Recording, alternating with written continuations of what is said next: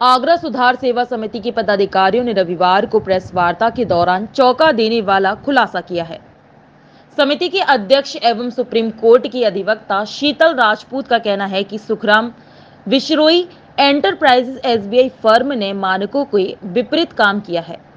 शहर में गंगा जल सप्लाई के लिए डाली गई पाइपलाइन घटिया क्वालिटी की है। साथ ही पाइपलाइन को 1.5 फीट की गहराई में डाला जा रहा है, जबकि यह नियम विरुद्ध है।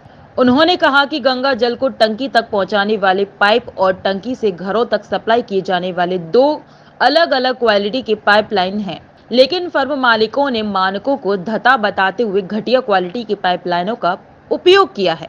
समिति के उपाध्यक्ष संजीव पोरवाल का कहना है कि एसबीआई कंपनी ने पाइपलाइन डालने के शहर में जगह जगह खुदाई कर डाली है, जिसके चलते जगह जगह सड़कें धंस गई हैं। समिति के महासचिव मनोज कुमार का कहना है कि गंगा जल प्रोजेक्ट में कंपनी ने करोड़ों की कमाई कर ली है, लेकिन जनता को परेशान कर दिया है।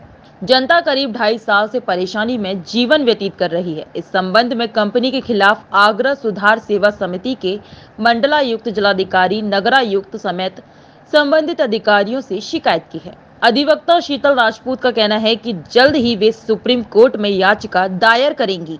शीतल राजपूत, एडवोकेट, सुप्रीम कोर्ट में प्रैक्टिस करती हूँ। अभी हमने एक एनजीओ स्टार्ट किया है, आगरा सुधार सेवा समिति, जो जनवरी से इस जो गंगा जल प्रोजेक्ट चल रहा है इस पे काम कर रहा है। इसमें जो भी कमियां हैं उन सबको हमने फ़ोटो में, वीडियोज़ में कैप्चर किया हुआ है। रिटन में इसकी कंप्लेंट्स दी हैं। क्या आरोप है, क्या लगता है कि जो मानक है वो नहीं पूरे किए गए हैं ठेकेदार के द्वारा या कंपनी के द्वारा? जैसा कि नयन जी ने बताया कि एसबीई सुखराम विश्रोई एंटरप्राइजेज इस प्रोजेक्ट को देख रही है। इनके द्वारा टंकियां बनाई जानी थी। इनकी टंकी का अगर स्ट्रक्चर चेक कराया जाए वो भी गलत हैं, जिसको मैं बोलूँ तो पैसे ले दे के उसको ठीक तरीके से पास करवा दिया गया है। मुझे लगता है कि इसकी जांच होनी चाहिए। कितने का पूरा बजट था, क्या लगता है कि कौन अधिकारी? 142 करोड़ का बजट था इसमें, और इसमें कुछ एक्सटेंड भी हुआ है। इनकी ड्राइंग्स वगैरह कुछ चेंज हुई हैं। इसमें एक सबसे बड़ी टंकी है 4200 KL की, जो यहीं पास में बनाई गई है, 44 वार्ड में बनी है वो टंकी। और इसमें जो स्मार्ट सिटी के अधिकारी हैं, नोडल ऑफिसर हैं, वो इसको देख रहे हैं। नगर आयुक्त फुंडे जी इसको देख रहे हैं। मैंने पर्सनली नोडल ऑफिसर को कॉल किया है, उनसे बात की है। वो इवन यहाँ पर आए भी हैं, उनसे हमने सारी शिकायतें उनको बताई, लेकिन वो सुनने को तैयार नहीं है। बस हूँ हाँ करेंगे ऐसे सुनकर वो चले जाते हैं। मैं उनको फोटोज़ कितना काम बाकी है, कितना हो गया, कितना बाकी? ऑन पेपर मुझे लगता है कि 90% इन्होंने काम कर दिया है और काम हो भी गया है, लेकिन जो एक्चुअल में काम है वो काम धरातल पे नहीं हुआ है। आपकी लीकेज अगर अभी भी हैं, सड़कें अभी भी बैठ रही हैं, आपके कनेक्शन लीकेज हैं, आपके फेरोल जो इनके पानी पहुंचाने के लिए पाइप से कनेक्शन किया गया था वो सब लीकेज है। तो अभी तक अगर काम चल रहा है तो मुझे नहीं लगता कि यहाँ पे पानी आना संभव हो पाएगा किसी तरीके से। क्या नाम है? संजीव पोरवाल मेरा नाम है, मैं उपाध्यक्ष हूँ समिति से। क्या मांग रहती है, क्या इस विरोध को लेकर नहीं बड़ा आंदोलन ओपन करने जा रहे हैं आप? देखिए सर, मैं आपको बता दूं कि सबसे बड़ी बात तो ये है कि जितने भी यहाँ पर जो ठेकेदार आए हैं, ये काम मानकों के बिल्कुल विपरीत हुआ है।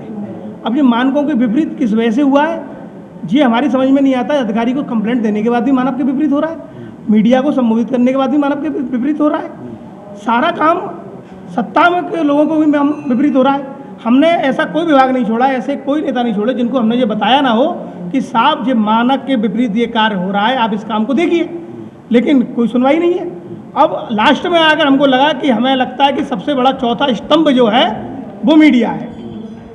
अगर देश को अगर कोई बचा रहा है तो केवल मीडिया बचा रही है। तो हमने ये मीडिया के आपके माध्यम से अपनी आवाज़ को ये पहुंचाना चाह रहे हैं कि हमारी जो समस्याएं हैं, जो क्षेत्र की जो काम जो गलत तरीके से हुआ है, ये एक आदमी बड़े मुश्किल से एक व्यापार खोलता है, उसके बाद उसको जीएसटी लेनी पड़ती है, उसका वो कर देता है, और कर देने के बाद हमारे पैसे को आप प्लीज़ इस तरीके से वेस्ट ना कीजिए।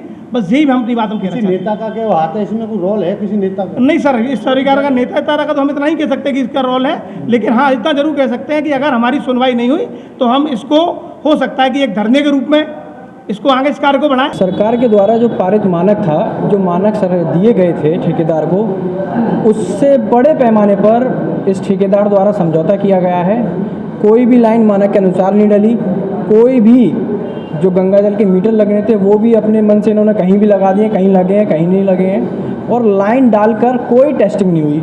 रोड बना दी गई हैं, ऊपर टाइल बिछा दिए गए हैं। जब अब उनमें पानी छोड़ा जा रहा है तो जगह जगह लीकेज हो रहा है। लीकेज होने के कारण रोड बैठ रही हैं, लोगों के घर बैठ रहे हैं, जनहानि होने की बहुत बड़ी आशंका कौन है। ठेकेदार तक किस कंपनी पर टेंडर था और क्या किन किन वार्डों में ये समस्या देख रही थी? स्मार्ट सिटी आगरा के तहत ऐसे 7 आसपास के वार्ड हैं जिनमें ये पूरा गंगाजल प्रोजेक्ट चलना था। एसबी नाम की ये कंपनी है, सुखराम बिश्नोई एंटरप्राइजेस।